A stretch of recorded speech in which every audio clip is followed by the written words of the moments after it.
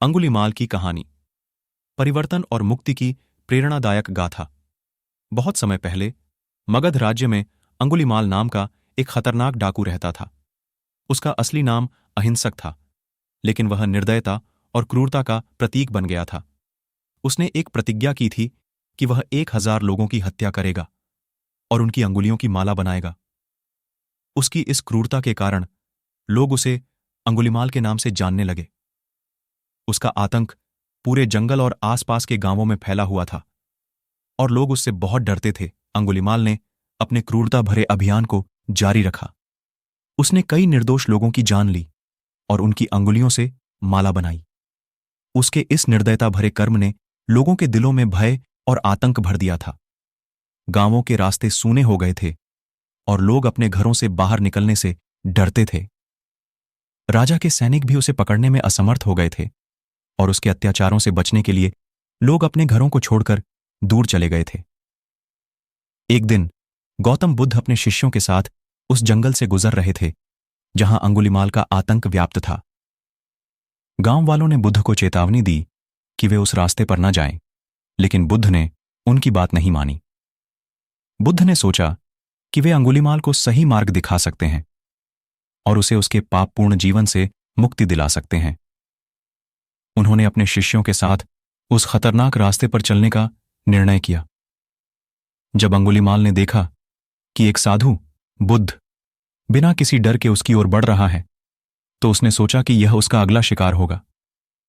उसने बुद्ध को मारने का निश्चय किया और उनके पीछे दौड़ पड़ा। लेकिन एक अद्भुत बात हुई। अंगुलीमाल जितना भी तेज दौड़ता, बुद्ध उससे और आगे ही दिखाई देते। थक हार कर उसने चिल्लाया, रुको। बुद्ध मुस्कुराते हुए बोले, मैं तो रुका हुआ हूं, तुम कब रुकोगे? बुद्ध के इन शब्दों ने अंगुलीमाल को अचंभित कर दिया। उसने पूछा, तुम कौन हो? बुद्ध ने उत्तर दिया, मैं सिद्धार्थ गौतम हूं। बुद्ध के शांत और करुणामय स्वर ने अंगुलीमाल के हृदय को छू लिया। उसने अपने जीवन की निरर्थकता को समझा और बुद्ध के चरणों में गिरकर क्षमा मांगी। बुद्ध ने उसे अहिंसा, करुणा और प्रेम का मार्ग अपनाने का उपदेश दिया। अंगुलीमाल ने अपने पापपूर्ण जीवन को त्याग दिया और बुद्ध का शिष्य बन गया।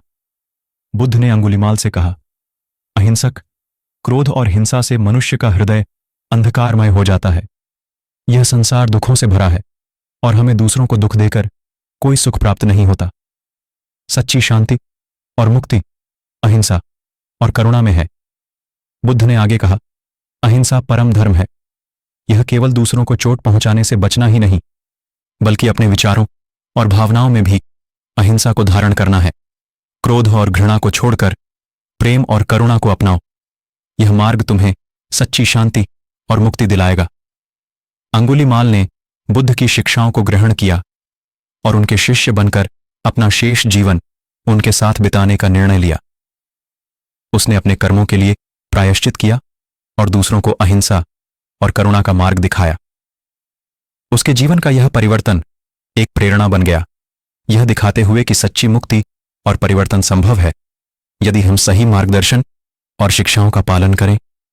अंगुलीमाल की यह कहानी हमें सिखाती है कि चाहे कितनी भी बुरी परिस्थितियां हों, सही मार्गदर्शन और आत्मचेतना से कोई भी व्यक्ति अपने जीवन को बदल सकता है और मुक्ति पा सकता है। जीवन में हमें अपने कर्मों का परिणाम भोगना पड़ता है, लेकिन सही दिशा में किए गए प्रयास और आत्मसमर्पण से हम अपने पापों का प्रायश्चित कर सकते हैं और एक नई दिशा प्राप्त कर सकते हैं। बुद्ध ने अपने शिष्यों से कहा, हमारा जीवन हमारे कर्मों का परिणाम है। यदि हम अहिंसा, करुणा और प्रेम के मार्ग पर चलेंगे तो हमारा जीवन सुखी और शांतिपूर्ण होगा। हमें अपने भीतर की अच्छाई को पहचानना और उसे प्रकट करना चाहिए। बुद्ध ने अंगुलीमाल की ओर देखकर कहा, तुम्हारा परिवर्तन एक जीवंत उदाहरण है कि सच्ची मुक्ति और शांति अहिंसा और करुणा में है। यह संसार दुखों से भरा है, लेकिन यदि हम अपने भीतर की शांति को पहचान लें तो हम दूसरों को भी शांति और मुक्ति का मार्ग दिखा सकते हैं। अंगुलीमाल की कहानी हमें यह सिखाती है कि जीवन में कोई भी परिवर्तन असंभव नहीं है। सही मार्गदर्शन और आत्मचेतना से हम अपने जीवन को सुधार सकते हैं और दूसरों के लिए प्रेरणा बन सकते हैं। यह कहानी हमें अहिंसा, करुणा और प्रेम का महत्व समझाती है और दिखाती है कि सच्ची शांति और मुक्ति इन्हीं गुणों में निहित है। इस प्रकार अंगुलीमाल की यह कहानी एक प्रेरणादायक गाथा है जो हमें जीवन में सही मार्ग अपनाने और आत्म परिवर्तन के महत्व को समझाती है। जीवन के कठिनाइयों और चुनौतियों का सामना करते हुए यदि हम सही दिशा में प्रयास करें और अपने भीतर की अच्छाई को पहचानें, तो हम सच्ची शांति और मुक्ति प्राप्त कर सकते हैं।